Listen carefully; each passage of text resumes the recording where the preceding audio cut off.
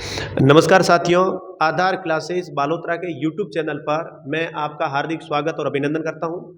आज हम आपको CUET के बारे में सरल भाषा में सीधे यहाँ पर जो राजस्थान के जो विद्यार्थी है, विशेष करके हिंदी मीडियम के जो विद्यार्थी है, उन विद्यार्थियों को सब्जेक्ट का चुनाव कैसे करना है। अभी लास्ट डेट है वो 30 मार्च तक कर दी गई है। एग्जाम डेट जो आपकी वो 21 मई से 31 मई तक है।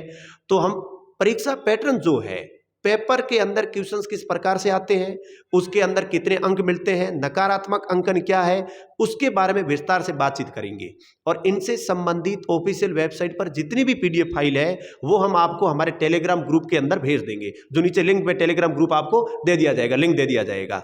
तो इसके ऊपर मेरे साथ में कमल जी शर्मा सर है, अंग्रेजी से व्याख्याता, इनके साथ हम विस्तार से बातचीत करेंगे। सर, CUET के बारे में अभी जो आवेदन तिथि है वो 30 मार्च कर दी गई है। ये तो सब बच्चों को पता ही है, 30 मार्च कर दी गई है। जिन विद्यार्थियों ने अभी तक फॉर्म नहीं भरा है वो विद्यार्थी आवेदन जरूर करें, लापरवाही ना करें, क्योंकि आपको सेंट्रल यूनिवर्सिटी में पढ़ने का मौका मिलेगा जहां बेस्ट शिक्षण होता है, आप अपना बढ़िया कैरियर बना सकते हैं। तो इसलिए हम आपको विस्तार से इस वीडियो के अंदर ये पूरी चीजें बताएंगे।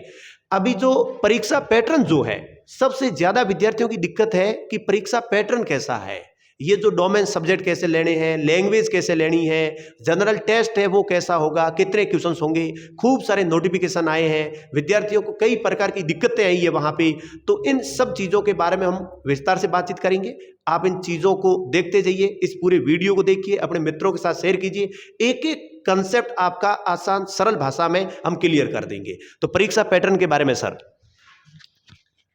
जैसा कि मेरे साथी हेमंत जी ने बताया, आपको सेंट्रल यूनिवर्सिटी में पढ़ने के लिए सरकार की तरफ से एक कॉमन एंट्रेंस एग्ज़ाम रखा गया है, जिसे हमारे देश की नेशनल टेस्टिंग एजेंसी आयोजित करवाती है।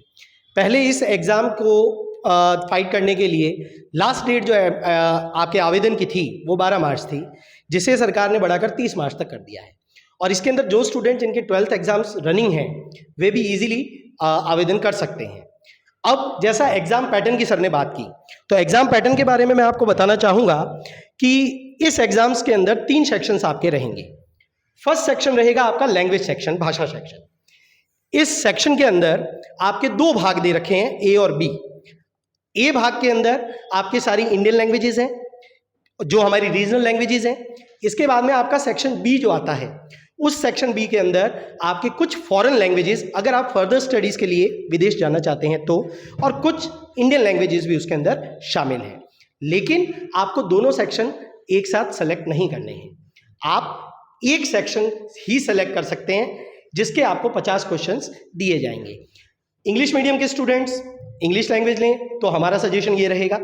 हिंदी मीडियम के स्टूडेंट्स जो हैं, स्पेशली राजस्थान के, क्योंकि मोस्ट ऑफ द स्टूडेंट्स यहाँ पर हिंदी मीडियम ही स्कूल से स्टडी करते हैं, तो हिंदी मीडियम के स्टूडेंट्स जो हैं वो अपनी लैंग्वेज हिंदी सेलेक्ट कर सकते हैं। इसके अलावा अदर स्टेट्स के जो स्टूडेंट्स हैं वो अपनी रीजनल लैंग्वेज का सिलेक्शन कर सकते हैं। इनके अंदर आपके लैंग्वेज सेक्शन के अंदर 50 क्वेश्चंस यानी 50 क्वेश्चंस आपको दिए जाएंगे, जो आपकी लैंग्वेज बेस्ड होंगे। इसके सिलेबस से रिलेटेड, यानी पर पार्ट के अंदर, पर सेक्शंस के अंदर क्वेश्चंस का पैटर्न क्या रहेगा, वो 50 क्वेश्चंस किस बेस्ड पर आएंगे, सिलेबस क्या रहेगा, इसका हम अगले वीडियो के अंदर डिटेल में एनालिसिस करेंगे। अभी आप ध्यान रखें कि आपके पास में जो 50 क्वेश्चंस आपको दिए जा रहे हैं, उन 50 में से आपको any 40 questions you have to attend. कोई भी 40 क्वेश्चंस आप इजीली अटेंड कर सकते हैं। इसके बाद में आता है सेकंड सेक्शन। जो सेकंड सेक्शन है वो आपके सब्जेक्ट का सेक्शन है। सब्जेक्ट, आप जैसे ग्रेजुएशंस के अंदर अगर ऑनर्स लेना चाहते हैं तो आप एक सब्जेक्ट सेलेक्ट करेंगे। अगर आप ग्रेजुएशन के अंदर जो रेगुलर ग्रेजुएशन होती है, जिसके अंदर प्रोग्राम लैंग्वेज के अंदर आप जो 3 सब्जेक्ट सेलेक्ट करते हैं, जो ऑब्वियसली ऑलमोस्ट सभी स्टूडेंट्स करते हैं, तो वो अपनी स्ट्रीम के अकॉर्डिंग 3 सब्जेक्ट्स ले सकते हैं। और पर सब्जेक्ट के 50 क्वेश्चंस होंगे, यानी 50 क्वेश्चंस। पैटर्न वही, 50 क्वेश्चंस में से आपको 40 क्वेश्चंस अटेंड करने हैं। Then we move further general tech, जिसके अंदर जनरल एनालिसिस के अंदर आपके जनरल अवेयरनेस के क्वेश्चन आएंगे, करंट जीके, कुछ आपकी रीजनल जीके को लेकर, इंडिया जीके को लेकर, हिस्ट्री से रिलेटेड, पॉलिटिकल से रिलेटेड, कॉन्स्टिट्यूशन से रिलेटेड जनरल टेस्ट होगा आपका।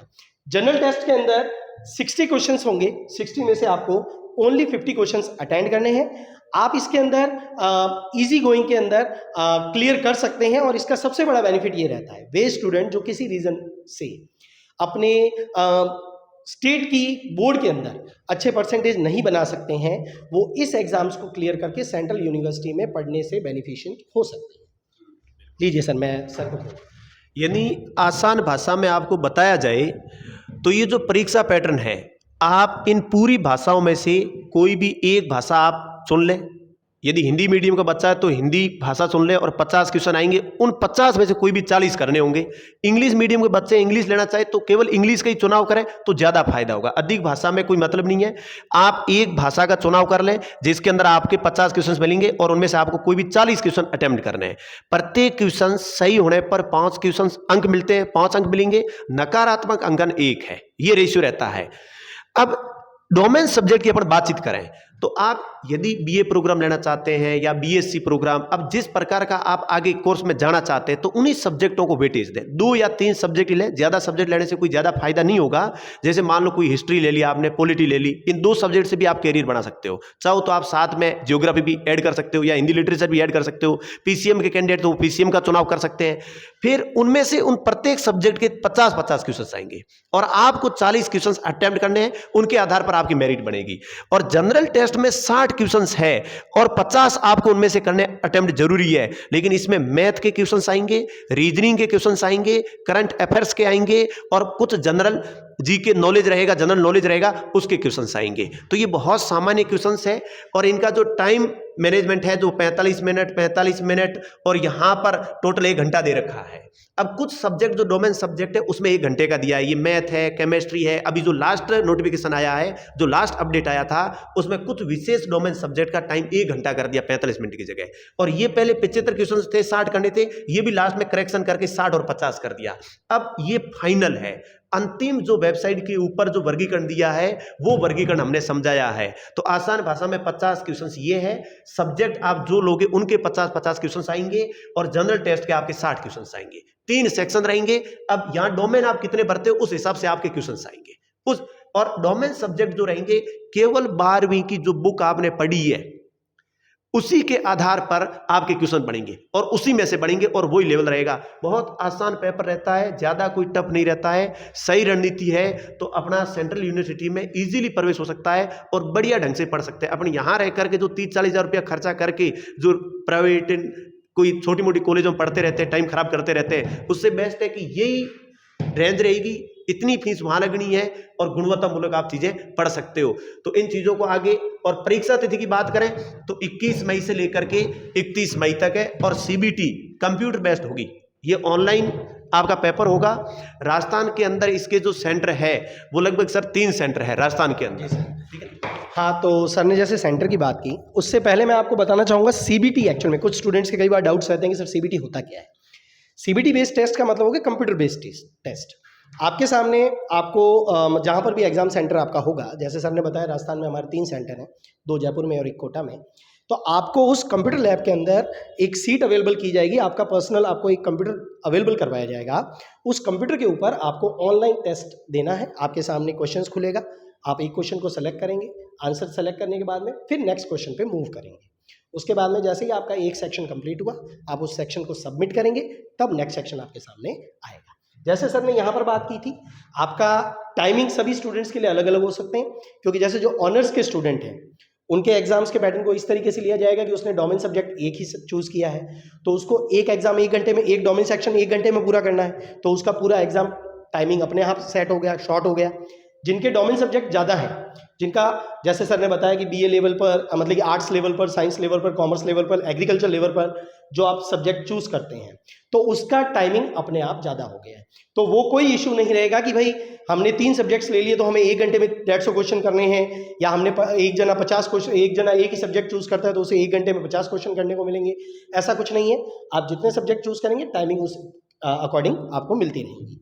सर ने जो डेट बताई है 21 to 31 में एग्जाम्स की ऑलमोस्ट फिक्स डेट है।